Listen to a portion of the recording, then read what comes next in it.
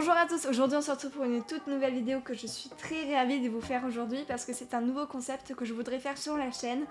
Alors pour ne pas dire le même, je me suis inspirée de le concept d'une autre chaîne, celle des îles, c'est le n'importe quoi. Donc moi je vais le nommer autrement, je ne sais pas encore comment, mais je vais trouver du coup.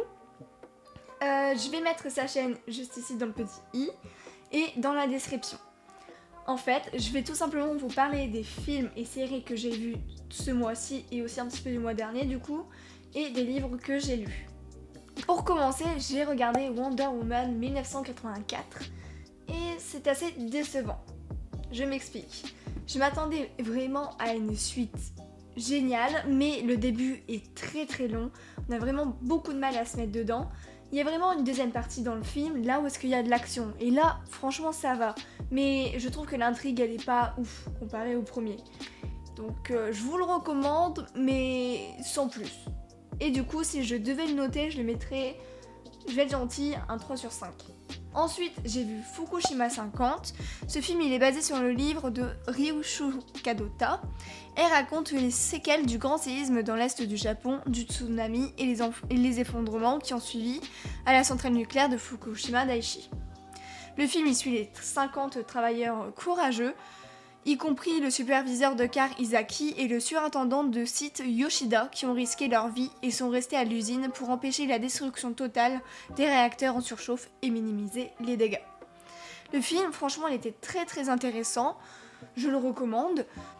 Ce qui m'a beaucoup touchée, c'est toute la solidarité qu'il y avait entre toutes les personnes qui travaillaient. J'ai cru que la vidéo ne tournait pas, j'ai eu peur. Et franchement, ça devait être l'horreur. Il fallait un grand sang-froid pour tout gérer. Et donc, si je devais le noter, je le mettrais quand même 3,5 sur 5. Et enfin, dans cette catégorie, j'ai regardé Les 4 filles du Dr March. Je l'avais déjà vu une fois. Et il est toujours aussi bien, franchement. Et donc, c'est une nouvelle adaptation du classique de Louisa May Alcott, narrant l'histoire de 4 filles de la classe moyenne durant la guerre de sécession. Et franchement, il est génial. Je le note 4,5 sur 5, je vous le recommande vivement. Il est sorti en 2019 en plus je crois, donc vraiment il est récent. Et maintenant, deuxième partie, les séries. J'ai regardé Warrior Nun, c'est l'histoire d'une jeune femme d'une vingtaine d'années qui se réveille à la morgue, vivante, avec un artefact implanté dans le dos. Elle découvre qu'elle est maintenant membre d'un ordre ancien qui s'est donné pour mission de combattre les démons sur Terre. Franchement, j'avais jamais entendu parler de cette série et je regrette qu'elle n'ait pas été autant médiatisée. Enfin, qu'elle n'ait pas été médiatisée plutôt. Parce que franchement, elle est géniale. Il y a beaucoup de rebondissements, les décors, les costumes et les acteurs, ils sont vraiment bons. J'avoue qu'à un moment donné, c'est un peu lent et ça part un petit peu vers un cliché, mais bon. Sinon, en soi, la série, elle est vraiment bien et je la recommande aussi vivement. Au point que je la note quand même 4 sur 5. Ensuite, j'ai vu roulement de tambour. Je vais même pas réussir à faire ça au montage, ça va être j'ai enfin regardé Shadowhunters. Pendant le confinement, j'avais regardé un épisode. J'étais pas assez concentrée, je regardais déjà beaucoup de séries en même temps. Et du coup, j'ai pas aimé. J'ai fait, mais qu'est-ce que c'est que ça? Mais je regrette, pourquoi j'ai arrêté? Aussi, j'avais arrêté parce que les voix françaises, elles sont nulles, d'accord? Clary, oh mon dieu, sa voix, elle est fluette, elle est casse-couille, voilà, littéralement, le coup de gueule.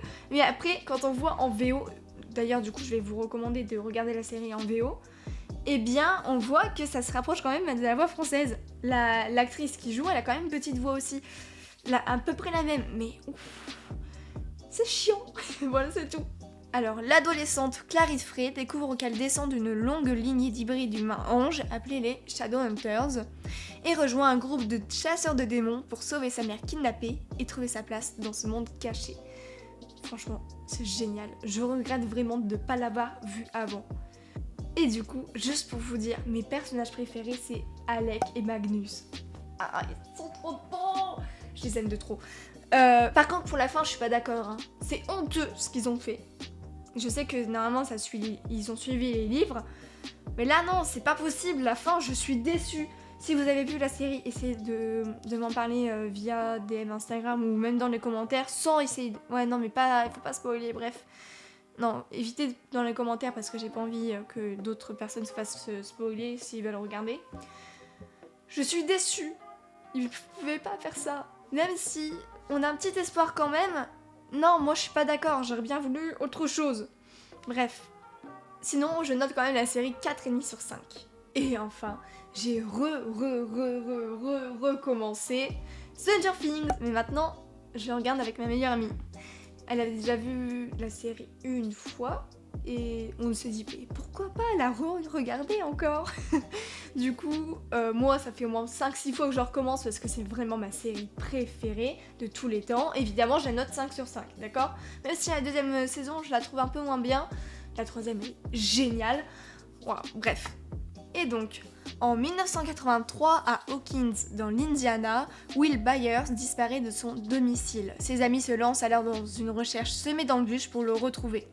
Pendant leur quête de réponse, les garçons rencontrent une étrange jeune fille en fuite. J'ai bégayé, mais c'est rien, je vais pas la refaire. Et ça, c'est 11. 11, pardon. Est-ce que ça vous intéresserait que je fasse un classement de mes séries préférées? Dites ça dans les commentaires, ça pourrait être un petit concept aussi. Hein. Et maintenant, on passe à la dernière partie, celle que vous attendez peut-être sûrement depuis le début de la vidéo, les livres. J'ai terminé le livre de Monica S, Un nom sur la liste. Donc en gros, c'est l'histoire d'une jeune fille juive après la guerre qui va essayer de rechercher son frère. Au départ, j'avais un petit peu de mal avec l'écriture de l'auteur. J'ai fait le rythme, je vais pas l'apprécier, mais en fait, au fur et à mesure des pages, toute cette gêne s'est envolée et j'ai quand même bien apprécié le livre. J'avoue que l'angle de cette histoire, c'était pas celle que j'attendais, mais en aucun cas je regrette. En fait, l'auteur, elle va pas aller vraiment dans tout ce qui est dans les aspects de la guerre, donc tout ce qui est vraiment très sombre, comme les camps de concentration, les destructions, etc. Mais elle va parler plutôt de après la guerre. Donc l'héroïne principale, enfin l'héroïne principale hein, quand même j'ai osé dire, le personnage principal, Zofia, je sais pas comment ça se prononce parce que c'est avec un Z, Zofia ou Sophia, bon bref. Dans tous les cas, cette héroïne, l'héroïne du livre, elle est en quête d'identité personnelle et familiale parce que elle a vécu beaucoup de choses, sa famille, il y en a plus, elle recherche son frère et du coup elle va se retrouver dans un centre avec beaucoup de jeunes juifs comme elle ou juste des personnes déportées qui essayent de retrouver leur famille. Et du coup, et qui n'ont pas de toit. Du coup, c'est pour ça qu'elle est là-bas. Et elle va réapprendre tout ce qui est l'amitié, la solidarité, même l'amour. Et ça, cet aspect-là, franchement, je m'y attendais pas dans le livre et j'ai été plutôt surprise. Franchement, je trouve que c'était génial. C'est une fiction jeunesse émouvante sur la Seconde Guerre mondiale, sous un angle de résilience et de reconstruction après ces drames. Hors de question que je recommence cette prise parce que je galère depuis tout à l'heure. Et du coup, elle recèle vraiment beaucoup d'espoir. Je note ce livre 4 sur 5 parce que j'étais vraiment très surprise par la fin et aussi pour tout le contenu du livre quand même. C'était vraiment très intéressant et j'ai quand même passé un bon moment à chaque fois que je me replongeais dans cette histoire. J'ai pas pensé, j'allais vous mettre les photos des livres sur le côté, je pense que je vais le faire aussi, mais voilà.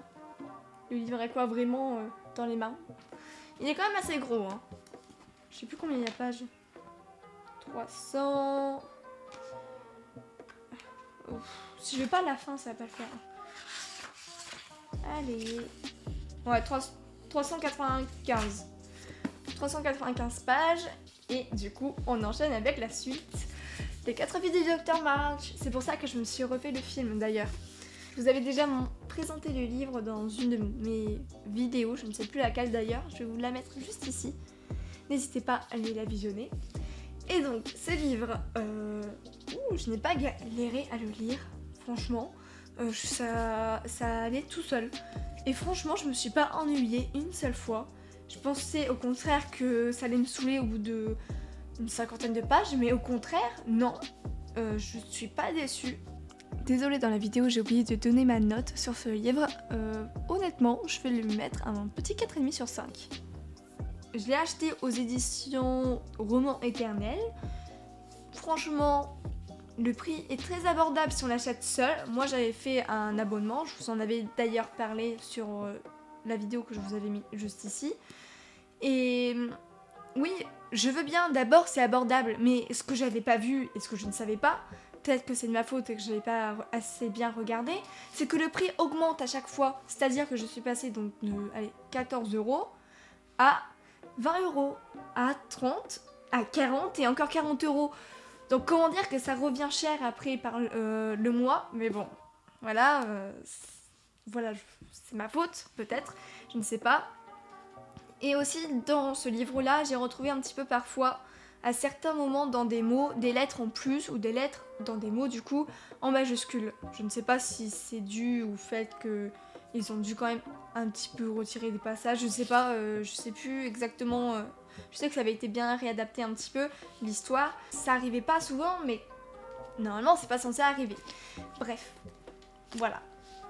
Voilà, merci à tous d'avoir regardé cette vidéo, j'espère que vous aura plu. Si c'est le cas, n'hésitez pas à vous abonner, à laisser un petit pouce bleu et activer la cloche, ça fait toujours plaisir. N'hésitez pas, dans la description, il y a les liens pour lire mes histoires comme d'habitude, mon blog et mon Instagram. Et on se retrouve pour une prochaine vidéo. Salut, salut!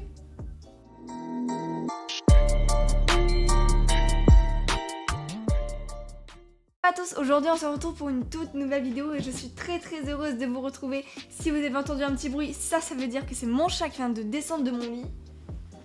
C'est vrai mon chat? Oui. Allez. J'arrive. En vrai, je sais pas si vous entendez mais il y a des oiseaux qui se battent en fait.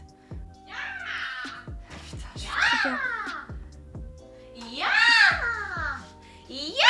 Oh. Voilà, j'ai fini. Bonne vidéo.